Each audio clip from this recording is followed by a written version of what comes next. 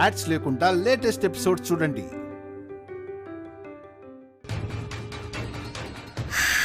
తను లాయర్, ఏది డైరెక్ట్గా చెప్పదు, మనమే అర్థం చేసుకోవాలి. తను చెప్పేది నిజమే. వైదేహి ఇక్కడే ఉంటే ఏదో ఒకటి చేసి దేవాంశి మనసు చెడగొడుతుంది, ఈ పెళ్ళి ఆగేలా చేస్తుంది. కాబట్టి వాళ్ళు పెళ్లి పీటలు ఎక్కేలోగా వైదేహిని ఇల్లు ఖాళీ చేయించాలి. పైకంటే ఈజీగా పంపించేయచ్చు, కానీ ఇంట్లో నుంచి అంటే కష్టమే.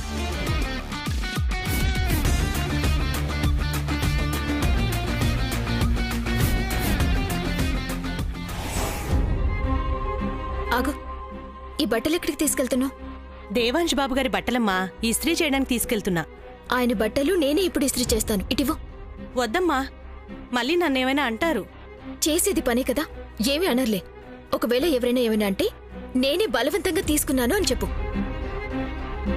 ఇంకెప్పుడు ఆయన బట్టలు తీసుకెళ్లొద్దు.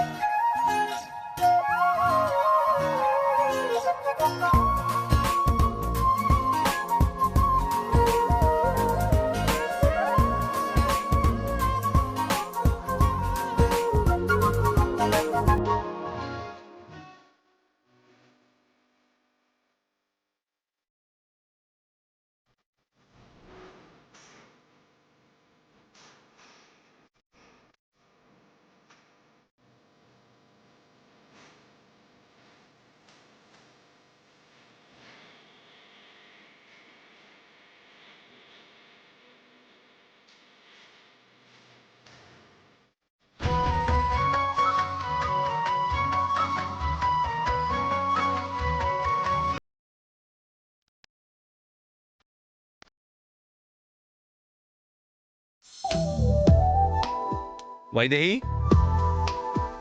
ఏ వైదేహి, అగు, ఏం చేస్తున్నావు? రే, అసలు నువ్వేం చేస్తున్నావు అర్థమవుతుందా? ఏమైంది బావా?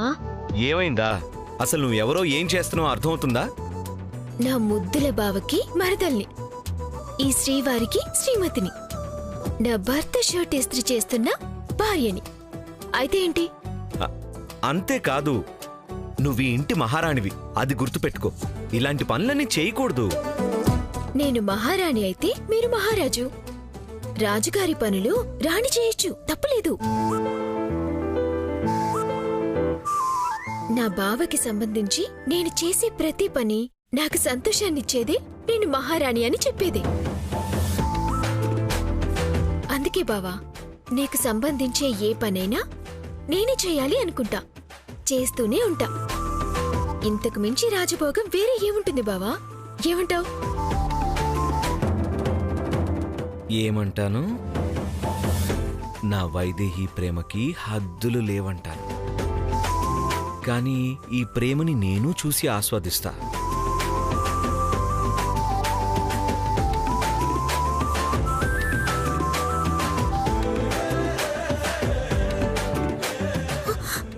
అయ్యో, ఏమైంది? చూడండి, ఈ మరక ఇలా ఉండిపోయిందో. వాషింగ్ మిషన్లో వేసా, వదలకపోతే చేత్తో రుద్దాను. అప్పుడు వదలకపోతే నిమ్మరసం పెట్టాను. ఆరాక వదులుతుందిలే అనుకుంటే ఇంకా అలాగే ఉంది. ఉండని వైదేహి, మరక మంచిదే కదా. మరక మంచిదే ఏంటి బావా? ఏం మాట్లాడుతున్నావు? తీపి గుర్తులు మిగిల్చే ఏదైనా మంచిదే కదా. ఈ మరకలో ఏం తీపి గుర్తులున్నాయి బావా? మగవాడి షర్ట్ గుండెల మీద ఉండే కుంకుమ మరక వాడి భార్య పైన వాడికుండే ప్రేమను చెప్తుందంట. అదేలాగా? ఎలా అంటే, రా చెప్తాను. అయ్యో, ఎవరైనా చూస్తారు. ఏంటి బావ ఇదంతా? ఇందాక వెనక నుంచి వచ్చి హక్ చేసుకుంటే ఎవ్వరూ చూడరు గాని ఇప్పుడు చూసేస్తారా? రా.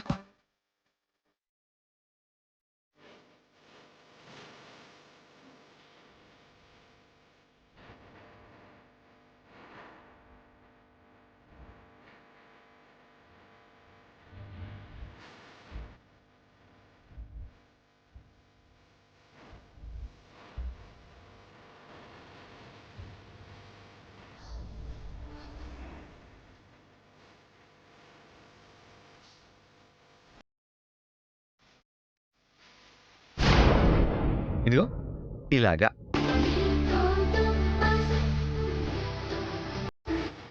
ఎంత గట్టిగా కుంకుమ అంటుకుంటే అంత ఎక్కువ ప్రేమ ఉన్నట్టు. ఇది చూసే భార్య మీద ఎంత ప్రేమ ఉందో చెప్తారు. అందుకేనా ప్రతి చొక్క జేబు మీద మరకుంది? నేనింకా బయటికి వెళ్ళి ఎక్కడ మరకలు తగిలించుకొని వస్తున్నావో అనుకున్నా. ఇప్పుడు అర్థమైంది కదా. సరే కానీ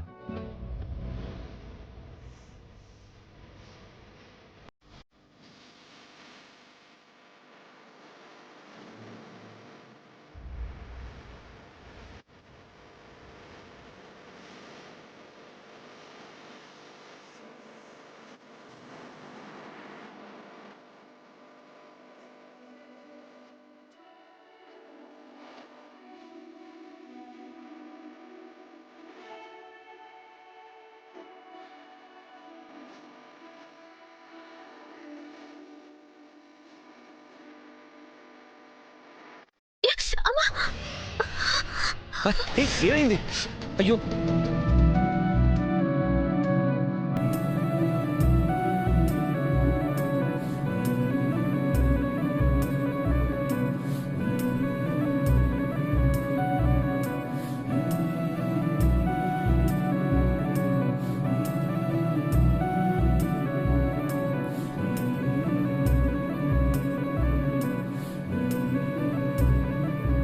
చూసుకోవాలి కదా నువ్వు.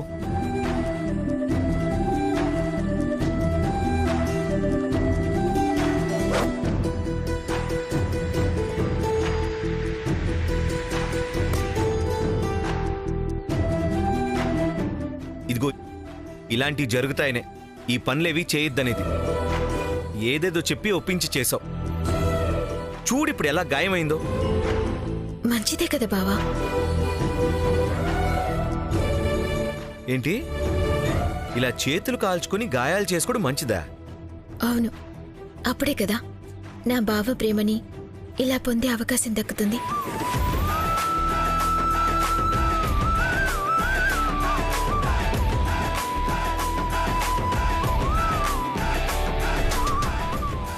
ఇప్పుడు ఎలా ఉంది? నీ పెదాలు తాకాక ఇంకా బాధే ఉంటుంది బావా. ఎప్పుడో మాయమైపోయింది.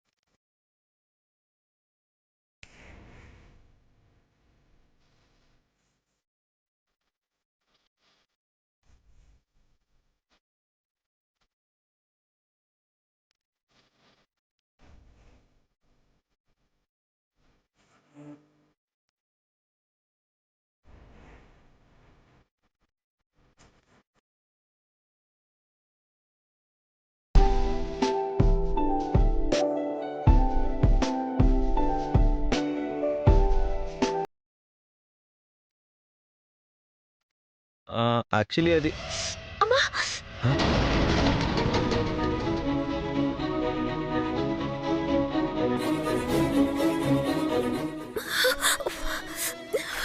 దేవాంశ్, నిన్ను అలేఖ్య రమ్మంటుంది దేవాంశ్.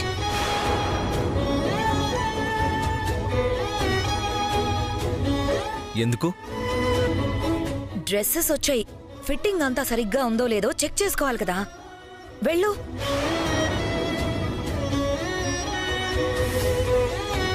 డ్రెస్సెసా? ఏంటి దేవాంశ్, మర్చిపోయావా? లేకపోతే ఆలోచనలు వేరే ఎక్కడైనా ఉన్నాయా? రేపు నీ నిశ్చితార్థం. ఆ డ్రెస్సెసే వచ్చాయి.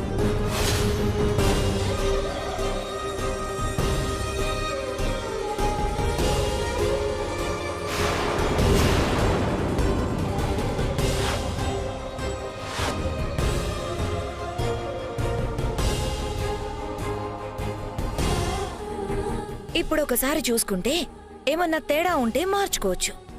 అలాగే నువ్వు అలేఖ్య ఈ బట్టల్లో ఎలా ఉన్నారో ఒకసారి చూసుకోవచ్చు. ఎవరి బట్టలు వాళ్ళకి నప్పితే సరిపోదు, ఇద్దరూ కలిసి జంటగా బావుండాలి కదా. అందుకే పద పద.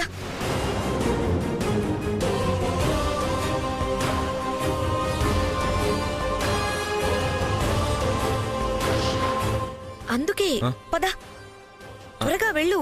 పద. సరే. హలో యా రాజు,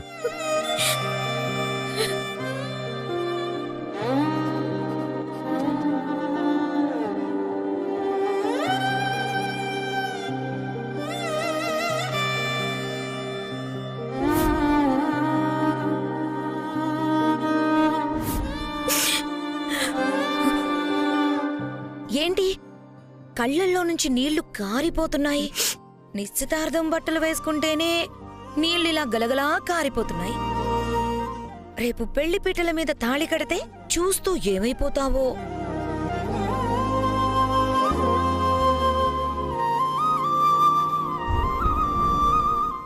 అవును, సడన్ గా పని మనిషి అవతారం ఎత్తావేంటి?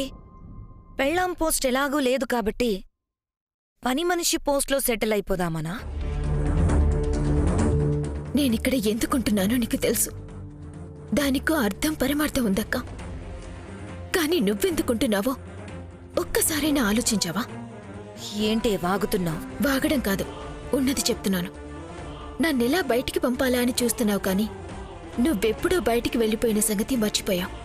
నేను వెళ్ళిపోవడమేంటి? నేను ఇంటి పెద్ద కోడల్ని. పెద్ద కొడుక్కి భార్యగా ఉండలేని దానివి పెద్ద కొడలివి ఎలా అవుతావక్క? నేను కూడా ఇప్పుడు ఈ ఇంట్లోనే ఉన్నాను, కానీ ఇంటి కోడళ్ళని నమ్మకంగా చెప్పగలనా? ఈ ఇంటితో మనకి బంధం లేకపోయినా, మన బంధాన్ని ఈ ఇల్లు ఫీల్ అవ్వకపోయినా మనమున్నా లేనట్టే. ఇప్పుడు కూడా నీ పొగరు ఏమాత్రం తగ్గలేదు.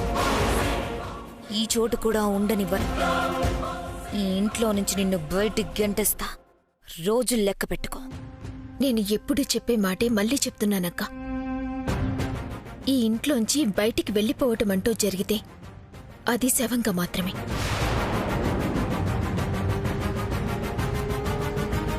అయినా నన్ను బయటికి గెంటిన చేతులే మళ్ళీ ఇంట్లో ఉండమని చేతులు పట్టుకుని అడిగాయి. అంటే అర్థం చేసుకో, ఈ ఇంటితో నాకున్న బంధం అలాంటిది. ఎవ్వరూ దాన్ని తెంచలేరు. పిలిచారు కదా అని పర్మనెంట్ అనుకుంటున్నావా? నీ పిచ్చి తల్లి ఉన్నంతవరకే. ఆవిడ పోతే ఏమన్నా?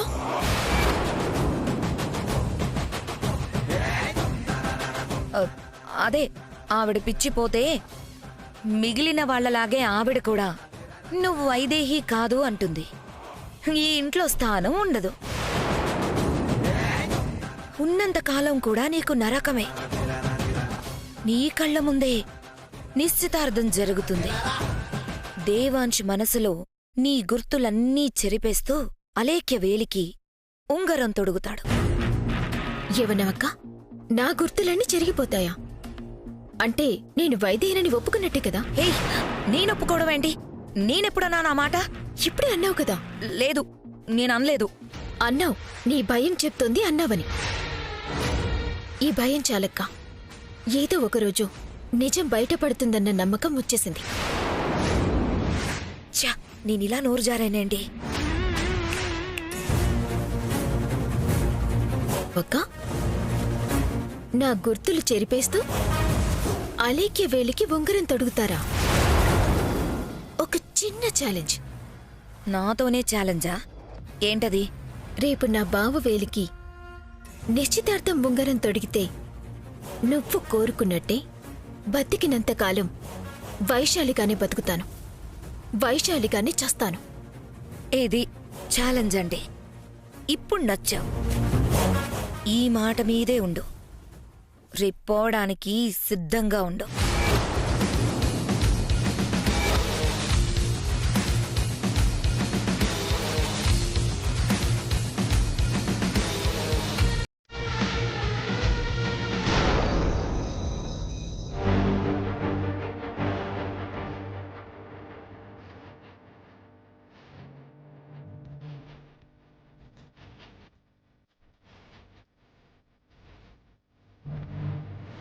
రేపు నా బావ వేలికి నిశ్చితార్థం ముంగరం తొడిగితే నువ్వు కోరుకున్నట్టే బతికినంత కాలం వైశాలిగానే బతుకుతాను, వైశాలిగానే చేస్తాను.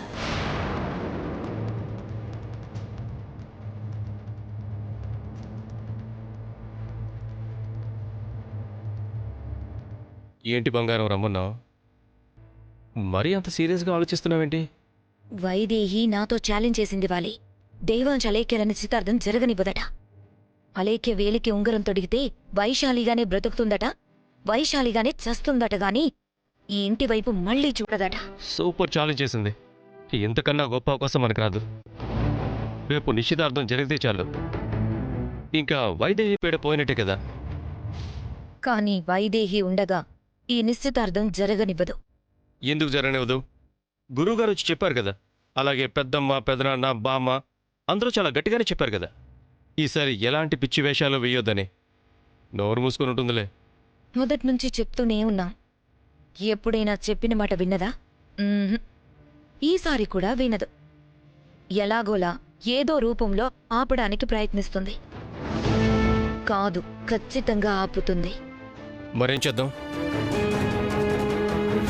రేపు నిశ్చితార్థం అయ్యే వరకు అది ఈ ఇంట్లో ఉండకూడదు. ఏం చేస్తావో ఆలోచించు. ఇందులో ఆలోచించడానికే ఉంది.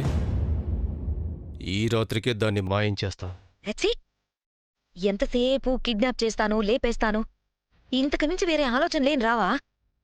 అదేమన్నా బెడిసిగొట్టి దొరికిపోయావే అనుకో, అది వైదేహి కాబట్టి కావాలనే మనం తప్పిస్తున్నామని దేవాంశ్ దగ్గర సింపతి కొట్టేస్తుంది. దొరికితే కదా, రేపు ఒక్కరోజు మాయించేస్తాను, నన్ను నమ్ము. అప్పుడు కూడా నిశ్చితార్థం ఆగిపోతుంది.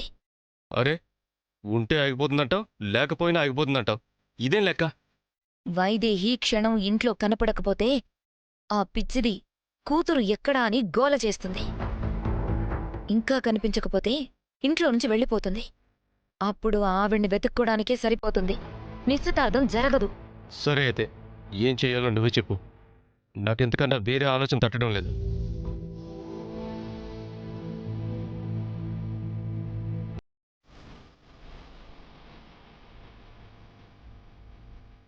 ఏ పిచ్చిదాన్నైతే అడ్డం పెట్టుకుని ఇంట్లోకొచ్చిందో దాన్ని అడ్డం పెట్టుకుని దాన్ని బయటికి పంపిస్తా. నాకు కొత్త సిమ్ కార్డ్ కావాలి. మన పేరున లేనిది, ఎవరికీ తెలియని నెంబర్ అయ్యుండాలి. అలాంటి మన దగ్గర బోల్డ్. ఇదిగో, ఈ నెంబర్ ఎవరికీ తెలీదు, వాడుకో.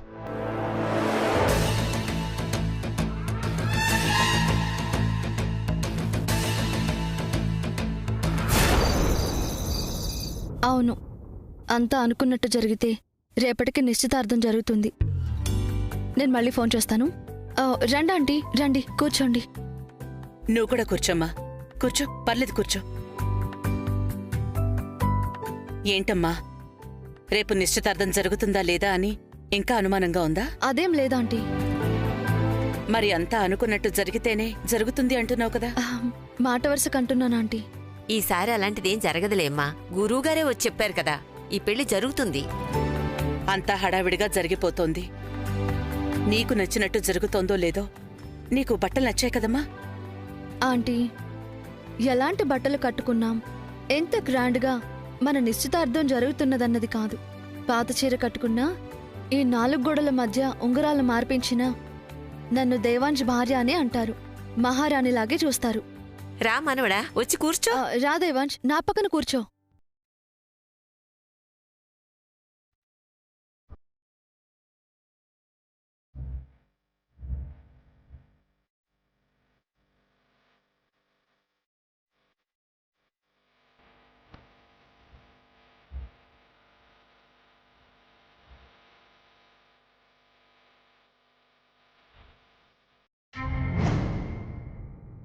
అక్కడే ఉన్నాను కదమ్మా, విన్నాను.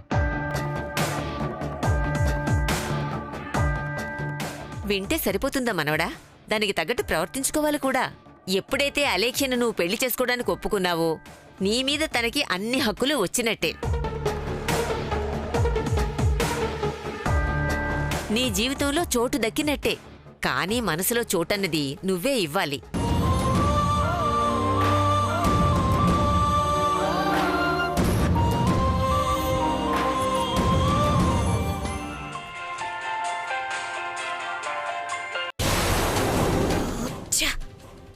ఫోన్ కట్ చేసింది అత్తయ్య.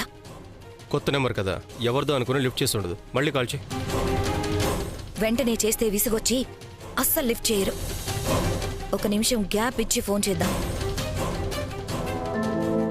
నానా దేవాంశ్, నీ పరిస్థితి ఏంటో మాకు తెలియంది కాదు, కానీ చెప్పాల్సిన బాధ్యత ఉంది కాబట్టి చెప్తున్నాను. నీకు వైదేహి మీద మర్చిపోలేనంత గొప్ప ప్రేముంది, కాదనడం లేదు.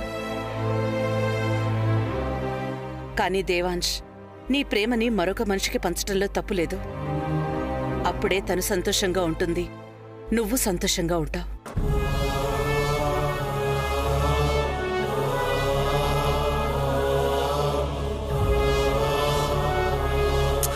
మాటలు చెప్పినంత సులువు కాదమ్మా కొన్ని చేయడం. అయినా అంతా మంచే జరుగుతుంది. జరిగిన దానికి కట్టుబడి ఉండమని గురువుగారు చెప్పారు కదా. చూద్దాం ఏం జరుగుతుందో. అంటే ఇంకా ఈ పెళ్లి జరుగుతుందో లేదో నన్న ఆలోచనలో ఉన్నాడా మహానుభావుడు.